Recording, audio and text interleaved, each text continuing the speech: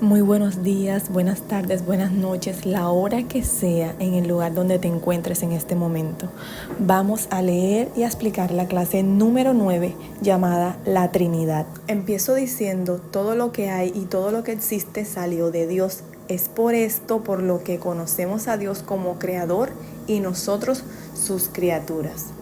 Podemos ver esto reflejado en el libro de Génesis capítulo 1, los versículos del 1 al 2, cuando dice: En el principio creó Dios los cielos y la tierra estaba desordenada y vacía, y las tinieblas estaban sobre la faz del abismo, y el Espíritu de Dios se movía sobre la faz de las aguas. En este versículo también podemos ver la persona de Dios como creador, pero también la presencia del Espíritu de Dios. Voy a hablarle acerca de la hermenéutica. ¿Qué es la hermenéutica? Es la ciencia que estudia la interpretación de los textos bíblicos. Esta ciencia tiene la siguiente regla: la manera en que algo se presenta por primera vez en la Biblia determina el accionar y secuencia o el curso que va a tomar en todo el trayecto de la misma.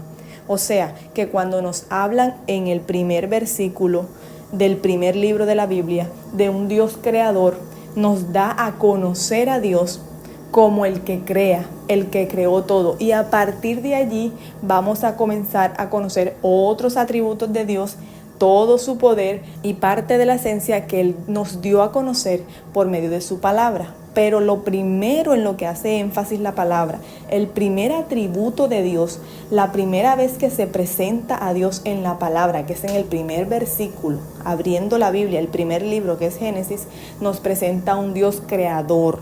Esto quiere decir que en todo el trayecto de la Biblia Dios se va a estar presentando también como creador. Esto es lo que nos ayuda a entender la hermenéutica, que algo que se presenta al principio en una manera determinada va a determinar su curso, su secuencia. Nos va a ayudar a entender cómo se va a presentar durante toda la Biblia. O sea, esto no puede cambiar. Esto no puede cambiar. Dios se presentó como creador y en toda la Biblia se va a confirmar que Él es el creador. Partiendo de esto, cuando la Biblia nos presenta a Dios como creador en Génesis 1, nos está diciendo lo siguiente. Primero, el Señor es creador de todo. 2, todo lo que hay salió de Él. 3, nada puede existir si no es por Él. No somos dueños de nada porque el que nos creó fue Dios. Ni siquiera somos dueños de nuestra propia vida porque Él fue el que nos creó. Y el creador crea con propósito. Todo lo que hace lo creó para un propósito específico. Dios no crea nada al azar. Dios no crea nada sin propósito.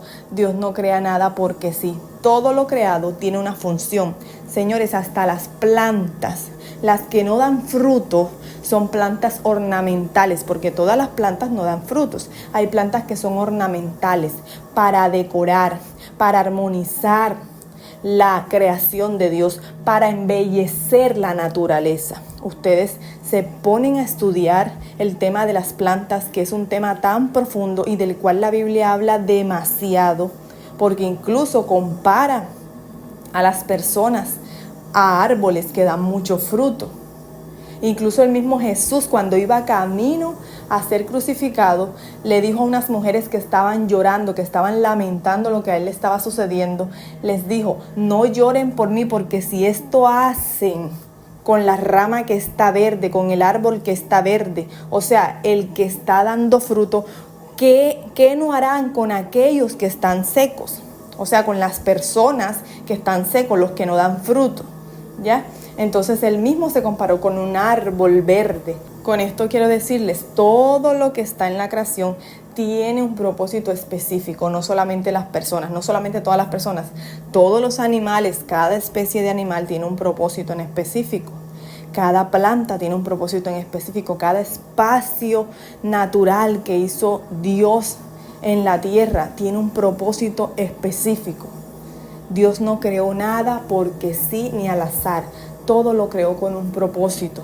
Dicho esto, Él espera que todo lo que Él creó cumpla el propósito para el cual fue creado. Principalmente nosotros, que la Biblia nos llama como la corona de la creación. Nos creó el Señor en el 6º día y dice que coronó con nosotros la creación, porque por medio de nosotros el Señor quería administrar, gobernar su creación, la naturaleza, los animales, todo eso que se le fue entregado a Adán, y se le dijo: sojuzgad la tierra y multiplicaos. Junto con Eva, el Señor le entregó la administración de todo lo que Él creó. Oigan bien, la administración. No somos dueños de nada, porque el dueño es el que crea, no el que administra. Nosotros estamos administrando cosas que Dios nos dio, y principalmente nuestra vida. El tiempo de nuestra vida no lo colocamos nosotros. La misma palabra de Dios dice que ganan con preocuparse. No pueden añadir siquiera una hora más al curso de su vida, porque nosotros, aunque creamos que somos los dueños de nuestra vida, si así fuera, pudiéramos decidir cuántos años vamos a vivir, pudiéramos decidir en qué familia nacer, en qué país nacer, con qué idioma nacer. Pero nada de esto decidimos, porque fue Dios quien nos creó. Es Dios el que determina cuántos años, cuánto es el tiempo de vida para cada persona. Entonces, si sabemos y entendemos que esto es así, debemos entonces buscarlo para poder comprender también el propósito para el cual Él nos creó, para así poder cumplir a cabalidad ese propósito para el cual nosotros fuimos creados, porque fuimos creados con un propósito. Además de ver esto, tenemos en el verso 2 que el Espíritu de Dios se movía sobre la faz de las aguas, lo que nos hace identificar la persona del Espíritu Santo moviéndose, palabra que marca el curso de su accionar. Allí se presenta el Espíritu Santo como un espíritu que se mueve, y a lo largo de la palabra de Dios vamos a ver que el Espíritu Santo se mueve, que ese es su accionar, que Él se mueve en las personas, que Él desciende, que Él los llena, que Él posa sobre ellos, que Él les da poder. El Espíritu Santo de Dios se mueve, tiene movimiento, nos activa, nos da poder, nos llena, nos enciende. De esa forma vamos a conocer al Espíritu Santo en toda la Biblia. Por eso se presenta así desde el principio. Veamos el siguiente pasaje. En Juan capítulo 1, del 1 al 3 dice: en el principio era el Verbo, y el Verbo era con Dios, y el Verbo era Dios. Este era en el principio con Dios.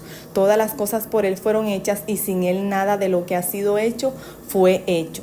Este pasaje nos lleva a lo antes leído, ya que el Verbo se refiere al accionar de Dios. En el versículo 3, algo que más adelante trae una manifestación, se revela y alude a la persona directa que es Jesucristo. Jesús era el Verbo en el principio, y además de ser el Verbo, era con Dios y era Dios, porque Dios es un Dios trino. La Trinidad significa eso, un Dios manifestado en tres personas. Quiero aclarar esto porque yo me acuerdo hace varios años, cuando yo comencé a escuchar el Espíritu Santo es una persona. El Espíritu Santo es la tercera persona de la Trinidad. Esto impactó mucho dentro de mí, porque yo no lo había visto de esa forma, no había escuchado hablar del Espíritu Santo de esa forma. Sí sabía que el Espíritu Santo era Dios, sí sabía acerca de la Trinidad, sí sabía Dios Padre, Dios Hijo, Dios Espíritu Santo, eso lo había escuchado, pero no había escuchado, y me he dado cuenta de un par de años para acá, Dios ha estado hablando por medio de sus ministros, pastores, apóstoles, evangelistas, maestros, mucho acerca del Espíritu Santo, no sé si ustedes lo han notado, y explicándole mucho a la gente que es una persona que tiene voluntad, que tiene emociones, ¿verdad? Y las personas creen, nosotros los humanos, que ser una persona es tener un cuerpo físico. Y eso no significa ser una persona. Eso no es lo que determina que tú seas una persona, que tú tengas un cuerpo físico. Porque por eso a mí me sonó raro cuando yo lo escuché por primera vez hace varios años. Yo decía, pero ¿cómo es una persona el Espíritu Santo? Si una persona somos nosotros los seres humanos, y Él es Dios, no tiene cuerpo.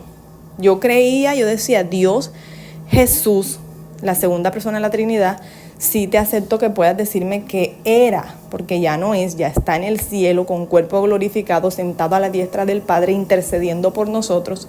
Pero yo decía, yo te puedo aceptar que me digas, en mi mente decía, porque a nadie le cuestionaba esto, sino que en mi mente decía, yo misma me decía, yo puedo aceptar que me digas que Jesús cuando estuvo en la tierra era una persona así, 100% hombre, 100% Dios. Pero el Espíritu Santo, ¿cómo puede ser una persona si nunca ha tenido cuerpo, no tiene cuerpo?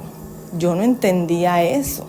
Él ahora mismo tiene cuerpo. Desde que Jesús ascendió a los cielos, el Espíritu Santo está en todos aquellos que son hijos de Dios. En todos aquellos que son hijos de Dios está el Espíritu Santo, porque esa fue la promesa que nos dejó Jesús, que cuando Él ascendiera, incluso le dijo a los discípulos que les convenía que Él se fuera, porque entonces el Padre enviaría por medio de Él al Espíritu Santo para que habitara en nosotros, para que nos recordara las enseñanzas que había dejado Él, que había hablado Él, y nos llenaría con poder. Entonces el Espíritu Santo sí tiene un cuerpo. ¿Y cuál es el cuerpo del Espíritu Santo? Cada uno de nosotros, los hijos de Dios, aquellos que son guiados por el Espíritu de Dios. Esos son los que tienen al Espíritu Santo dentro. Pero yo no entendía esto antes, yo decía como una persona, hasta que pude comprender, pude entender y pude aprender que ser persona no es tener un cuerpo físico. Ser persona es tener voluntad, es tener emociones, es tener intelecto.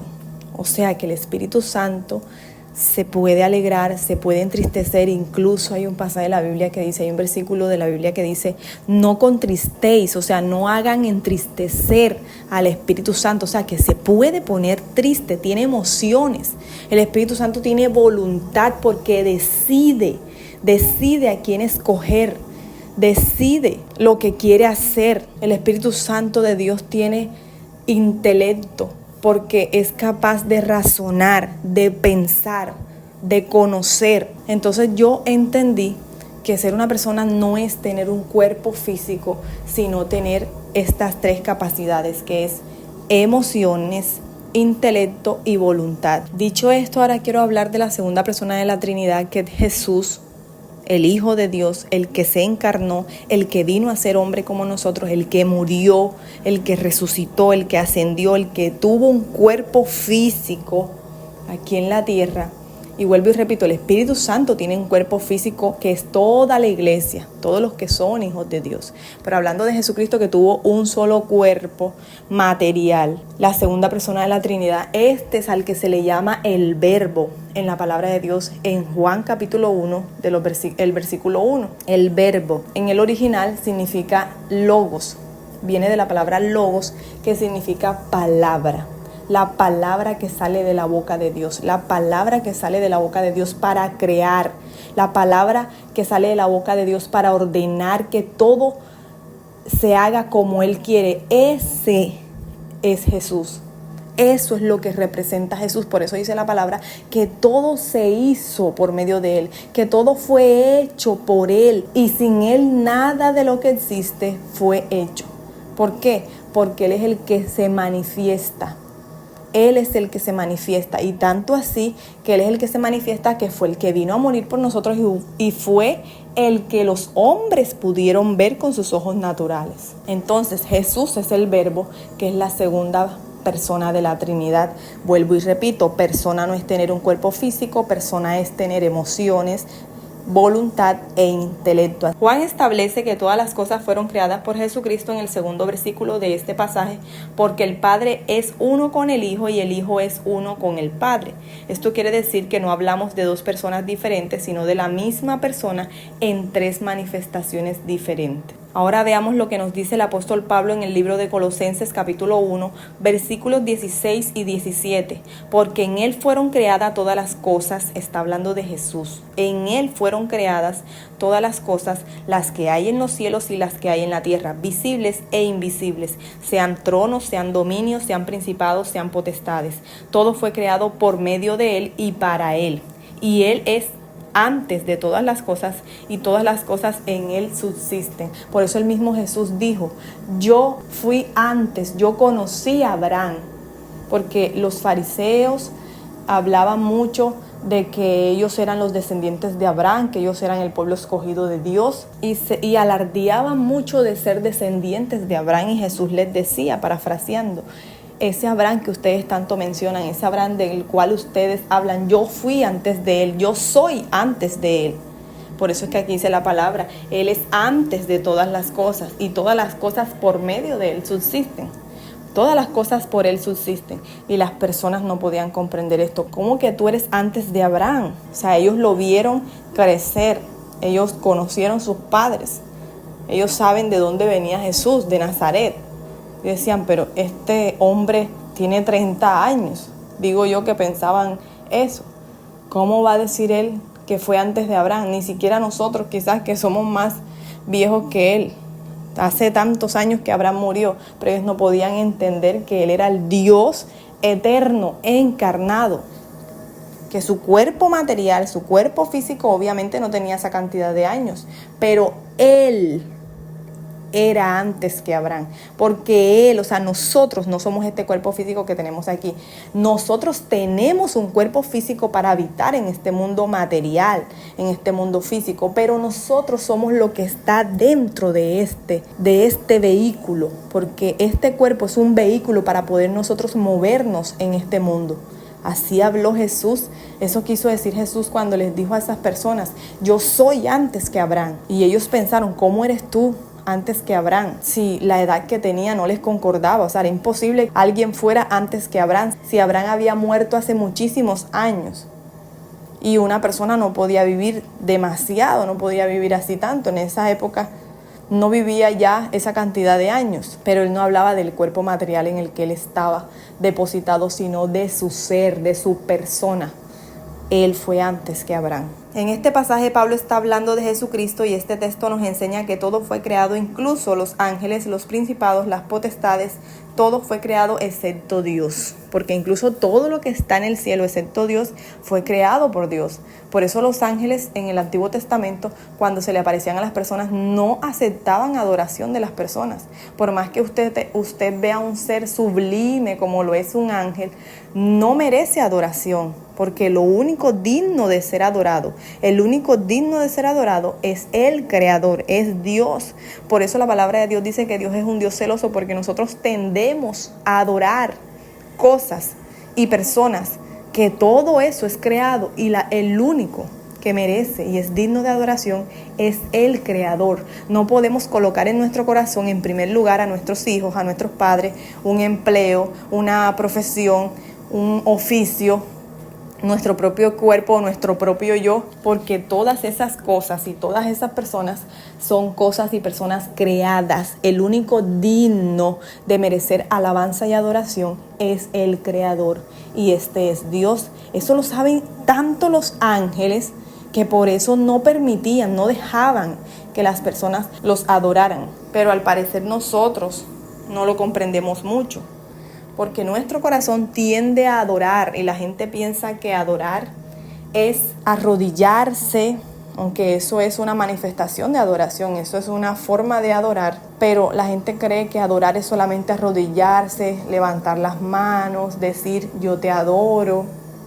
Esas son formas en las que se manifiesta nuestra adoración, pero adorar es vivir para, o sea, todo lo que hacemos, lo que pensamos, todo lo que nosotros somos, ir alrededor de algo. No, Diana, yo hago varias cosas y amo varias cosas, sí, pero hay una que es la que más amas, hay una por la cual vives, hay una en la que estás basando tu vida. Puede que tú tienes a tu familia, a tus hijos, sí, tú amas a tus padres, tú amas a tus hijos, tienes un trabajo, pero hay personas que hay una cosa, o sea, el trabajo, la profesión, su persona misma, sus hijos, una de toda esa cantidad que es la que adoran más, que es la que aman más, que es a la que le dedican más tiempo, que es en la que están basando su vida, que es en la que están dejando que su vida gire en torno a eso. Entonces, adoración o adorar es vivir para hacer lo que nos demanda esa cosa o esa persona a la cual amamos más. Esto no quiere decir que Dios no quiera que ames a tus padres, a tus hijos, que seas excelente en tu trabajo, que te cuides físicamente, que ames tu profesión. No, sí podemos hacerlo, debemos amar a todos, debemos ser excelentes en todo lo que hagamos, pero nada puede ocupar el lugar de Dios en nuestro corazón. Y el lugar de Dios en nuestro corazón es el primero, el primero. El término Trinidad hace referencia y se aplica a la esencia trina de Dios. De hecho, uno de los nombres de Dios es Elohim o Elohim. Hace referencia a la pluralidad de Dios. Elohim es un término hebreo, creo que es hebreo. Elohim es un término hebreo que es una palabra que está en plural para referirse a Dios. Está en plural. Es como decir, por ejemplo, ellos. no significa eso, pero colocando un ejemplo, es como decir, en vez de él, decir ellos, para referirse a Dios. A pesar de que el término Trinidad no se encuentra explícitamente, no se halla explícitamente en la Biblia, sí está implícito en muchos pasajes de esta, como los siguientes. Mateo capítulo 3, versículos del 16 al 17 dice: y Jesús, después de que fue bautizado, subió luego del agua, y he aquí los cielos le fueron abiertos, y vio al Espíritu de Dios que descendía como paloma y venía sobre él.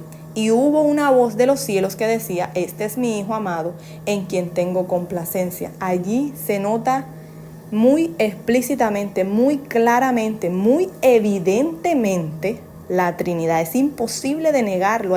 Hay otros pasajes, hay otros versículos, pero con este está la Trinidad muy identificada. Aquí vemos a Juan bautizando a Jesús. Jesús en cuerpo humano estaba aquí en la tierra, estaban bautizándolo. Y dice que vio al Espíritu Santo descender como paloma. Ahí vemos a la tercera persona de la Trinidad, que es el Espíritu Santo que descendió sobre él.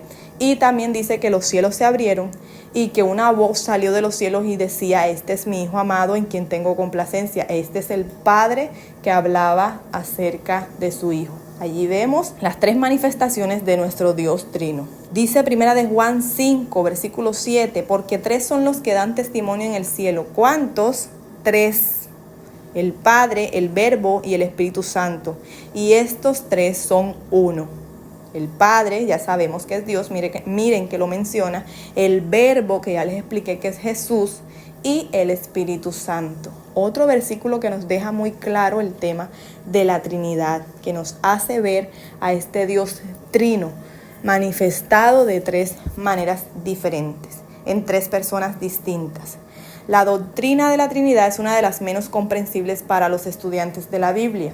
Esto sucede porque nuestra mente limitada no puede asimilar el todo de nuestro Dios ilimitado, tal como este versículo lo menciona. En Isaías 55, versículos 8 y 9 dice: porque mis pensamientos, hablando Dios, no son vuestros pensamientos, ni vuestros caminos mis caminos, dijo Jehová. Como son más altos los cielos que la tierra, así son mis caminos más altos que vuestros caminos, y mis pensamientos más altos que vuestros pensamientos. Señores, nosotros vamos a comprender, a entender, e incluso tenemos la responsabilidad de estudiar la palabra de Dios, porque por medio de Él lo conocemos y nos acercamos a Él y podemos entender qué es lo que Él quiere para nuestra vida. Pero vamos a conocer a Dios solamente hasta el punto que Él se nos haya revelado por medio de su palabra y personalmente, porque nuestro Dios es un Dios personal, es un Dios que se manifiesta y que trata con cada persona de manera distinta, es un Dios personal. Nosotros vamos a poder comprenderlo, conocerlo, entenderlo hasta donde Él se quiera revelar a cada persona, y como ya se reveló por medio de la palabra generalmente. Nosotros no vamos a alcanzar a comprender a Dios del todo. Nosotros no vamos a alcanzar a comprender lo ilimitado de Dios. ¿Por qué? Porque nuestra mente, aunque hayamos sido capaces de crear tanta ciencia, tecnología, tantos avances, tantas cosas maravillosas, increíbles, no podemos comprender a Dios de un todo, porque nosotros no somos el todo. No cabe dentro de nuestra mente el todo de Dios. No puede ser comprendido por una mente limitada. No puede, no nos cabe, no tenemos tantas gigabytes en nuestra mente. No nos cabe todo el archivo de Dios. Es ilimitado, es infinito, no puede ser comprendido por nada de lo que fue creado por Él mismo. Solamente el Padre conoce al Hijo, y el Hijo conoce al Padre, y aquel a quien el Hijo quiera revelárselo, quiera dárselo a conocer. Estas son palabras de Jesús, porque nadie puede comprender y entender a Dios de un todo, sencillamente porque tenemos una mente limitada y Dios es ilimitado. Entonces, hasta donde Él se dio a conocer, hasta allí nosotros vamos a conocerlo. Y ya esto es demasiado para nosotros. Es un 2% que Dios se ha dado a conocer.